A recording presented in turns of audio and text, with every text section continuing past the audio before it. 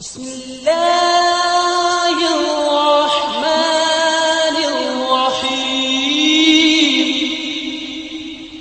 100 साल पहले इकबाल ने कहा था, कुछ बात तो है कि मिटती नहीं हस्ती हमारी, कुछ बात तो है कि मिटती नहीं हस्ती हमारी। सदियों रहा है दुश्मन दौरे ज़मा हमारा, तौहीद की अमानत सीनों में है हमारे, आसान नहीं मिटाना नामो निशा हमारा।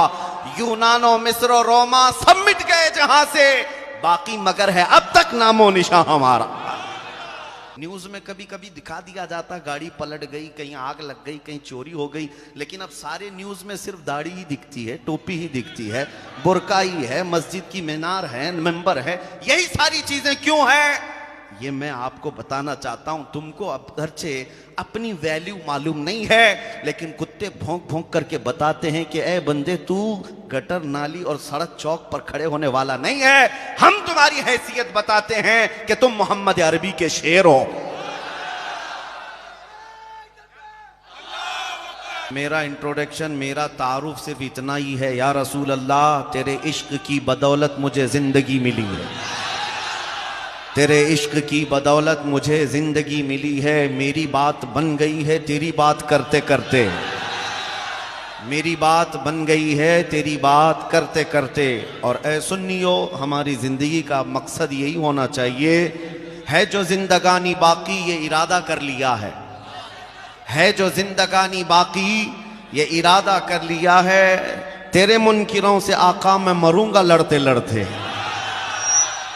तेरे मुनकिरों से आका मैं मरूंगा लड़ते लड़ते। ये हर मोमिन का जिंदगी का वजीफा हो जाना चाहिए। अजीज़ान गिराम वक़ार, आज हम जोधपुर शहर में हैं। ये तारीख़ी शहर है और मैं जिस जगह पर खड़ा हूँ ये मरकज़ अहले सुन्नत है। यहाँ से दबने वाली नहीं, खुलने वाली आवाज़ होनी चाहिए, इसलिए कि बहुत दूर दराज हिंदुस्तान के किसी किनारे में बैठ करके भी हम मुफ्ती आजम राजस्थान को सलाम पेश किया करते थे। यहां से निकलने वाली आवाज, अगरचे वो सूफी बासफा थे, जिंदगी भर उनको सर झुकाए हुए लोगों ने देखा, लेकिन ऊंचे ऊंचे ताजों को उनके कदमों पर झुकते हुए भी देखा। बड़ी बड़ी हुकूमतों पर बैठने वाले भी उनके दरवाजे पर आते हुए लोगों ने देखा। मेरे अजीजों, ये बात किस लिए है? आज मेरी भी ये इज्जत आपके इस शहर में सदका है उन्हीं औलिया कामिलीन का। और हम मुझे तो आज देख रहे हैं, बरसों तो आपकी आंखें मुफ्ती आजम को देखी हुई, मुफ्ती आजम राजस्थान को आपकी आंखों ने देखा है। एक सादा सिफत इंसान, सादे कपड़े पहनने वाला, न कोई बहुत ज्यादा उसके एहतमामात हैं, लेकिन उसके बावजूद देखा दुनिया घूमती हुई काबे के पास जिस तरह आती है, दुनियावी दौलत जिस तरह से आती है, हुकूमत के ओहदेदारान वहां क्यों चले आते थे? इसलिए नौजवानों, मैं तुम्हें मैसेज देना चाहता हूं, तुम कहां कहां किसके कदमों में इज्जत ढूंढने निकले, तुम किसको आइडियल बना करके इज्जत के और अपने आप के स्टेटस को बढ़ाने की कोशिश करते रह गए, अपने आप को बदल लिया, फिर भी वो इज्जत नहीं मिली। एक मर्दे कलंदर, एक मर्दे दुर्वेश अपना वतन छोड़कर जोधपुर में आकर बैठ गया, पूरा राजस्थान उसका, नगर नगर उसका, और हर गली गली उसकी गर्विदा हो गई। क्यों? उसके लिए सिर्फ इतनी बात मैं अर्ज करता हूं, आज मैंने भी देखा हिंदुस्तान के चप्पे चप्पे जाकर और गली गली जाकर, हर बच्चे को देखते ही मैंने देखा है, 8 साल का बच्चा भी मुझे देखता है तो सबसे पहले पुकारता है लब्बैक या रसूल अल्लाह। मियां मेरा नारा मत लगाओ, लेकिन रसूल पाक सल्लल्लाहु अलैहि वसल्लम का नारा लगा रहे हैं। ये जज्बा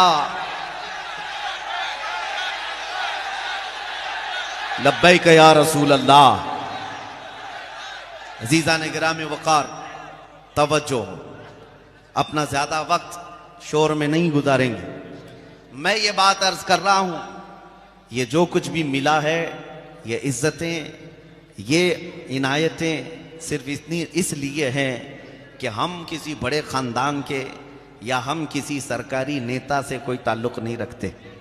हमारा मामला ये नहीं है कि रात के 12 बजे यहाँ के जो लोग आए हुए हैं, ये 500 रुपये और 200 रुपये दे करके बुलाए हुए वोटों की पब्लिक नहीं है। ये वोटों के लिए, इलेक्शन कैंपेनिंग के लिए जमा की हुई पब्लिक नहीं है जो दोपहर में लाल झंडा और रात में नीला झंडा।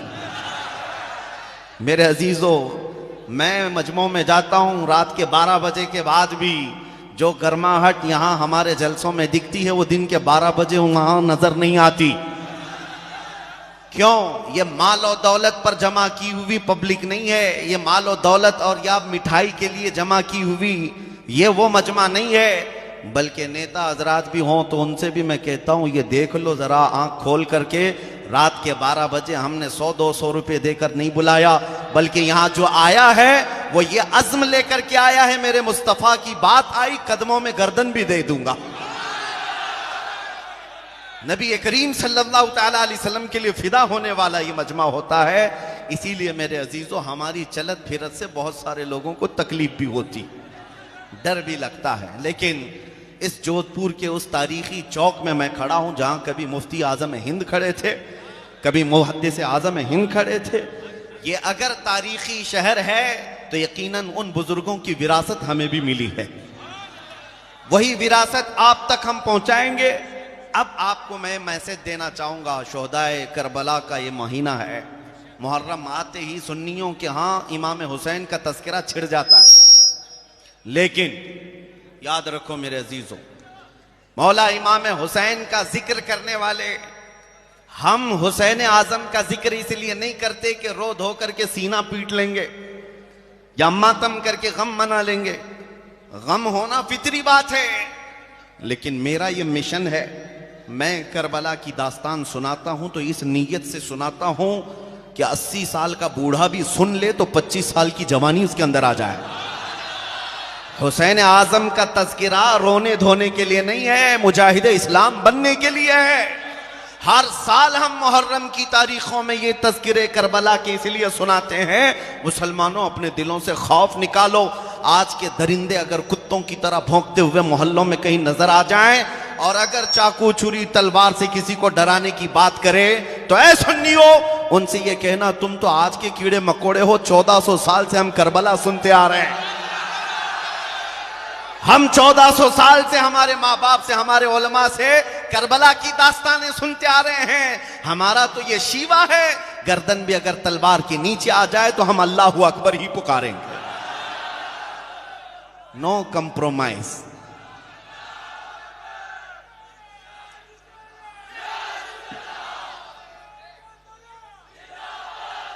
जो मैसेज मुझे देना है वो ये है, अब तवज्जो से सुन लें। अल्लाह कुरान में फरमाता है वजाहिदू फिल्लाहि हक़्क़ जिहादी हुवा जितबाकुम। अल्लाह की राह में जो तुम्हें कोशिश करनी है उसका हक अदा करो। अल्लाह ताला ने तुम्हें चुन लिया है, अल्लाह ने तुम्हें चुन लिया है। और आपको मैं ये बताना चाहूंगा कि तुम्हें ये प्राउड फील होना चाहिए, तुम्हारे अंदर फख्र होना चाहिए कि मैं मुसलमान हूं। और उस पर मजीद ये है कि अल्लाह ताला ने मुसलमानों में भी आपको इश्क रसूल की दौलत दी है। हाँ, अहले मोहब्बत में तुम्हारा शुमार है, रसूलुल्लाह के आशिकों में तुम्हारा शुमार है। जोधपुर शहर आने के बाद यहाँ के दबंग लोगों को देखा, ये नौजवानों को, या फिर सुबह से मिल रहे हैं, हर तीसरा आदमी तो नेता ही दिखता है। लेकिन ये बतौर तफरी में कह रहा हूं, नेता बनो, खुशी से बनो, कोई मसला नहीं है। हर तीसरा क्या हर दूसरा बन जाए।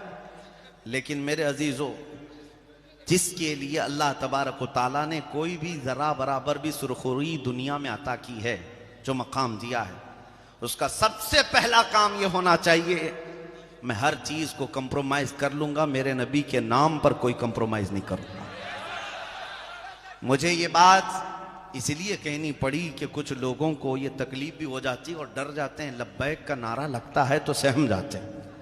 प्रशासन की निगाहें हमारी तरफ होंगी, लोगों को ऐसा लगने लगेगा कि ये कौन सी जमात आ गई, ये पड़ोस मुल्क का नारा है। नहीं मेरे अजीजों, मेरे मुस्तफ़ा किसी पाकिस्तान के ही नहीं हैं। नबी करीम सल्लल्लाहु तआला अलैहि वसल्लम का नाम पूरी कायनात के लिए आबरू है। आबरूए मा सनाम मुस्तफ़ा, मेरे रसूल पाक सल्लल्लाहु अलैहि वसल्लम की मुताल्लिक इकबाल ये कहता है, हम सब की इज्जत व आबरू मुस्तफ़ा के नाम से वाबस्ता। डर और खौफ के साथ हुजूर की बात करने में कभी इस तरह झिझकना नहीं चाहिए। बरेली के इमाम आला हज़रत फाज़िल बरेलवी क्या फरमाते हैं, सुनो, खौफ ना रख रजा जरा, तू तो है अब्दे मुस्तफ़ा। खौफ ना रख रजा जरा, तू तो है अब्दे मुस्तफ़ा, तेरे लिए अमान है, तेरे लिए अमान है। यहां पर जिन लोगों को ऐसा लगता हो, मैं उत्तर प्रदेश में एक प्रोग्राम में था और उसके बाद दूसरे चंद दिनों के बाद एक आलिम दीन थे, मौलाना साहब से आए, कहा कि हजरत आपके जलसे में बैठा था, आस पड़ोस में बैठने वाले तवज्जो से सुन लीजिए, आपके साथ फोटो में आ जाते हैं तो दूसरे दिन से हमारे लिए भी तहकीकात शुरू हो जाती है। मौलाना साहब ने कहा, दूसरे दिन ही पुलिस वालों ने मुझे बुला लिया थाने पे, कहा कि आप वहां बैठे हुए थे और बहुत लब्बैक लब्बैक के नारे लगा रहे थे। तो मैंने कहा क्या बात है, आपको क्या है? कहा, उन्होंने कहा कि केस फलां फलां हालात ऐसे हो गए, आपके ऊपर केस डाल देंगे, कोई सेक्शन लगा देंगे। लगाया अगरचे नहीं। मैंने उनसे कहा, आप डरे हैं इस बात पर?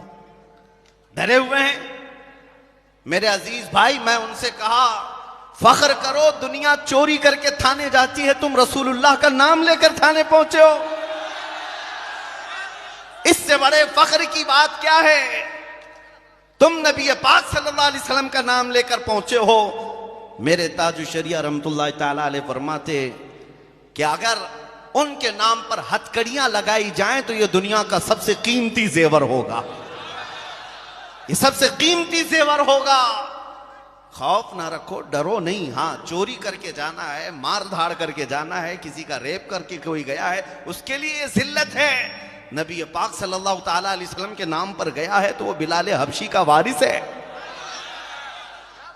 वो खुबैब इब्न अदी खब्बाब इब्न अल-अरद का वारिस है।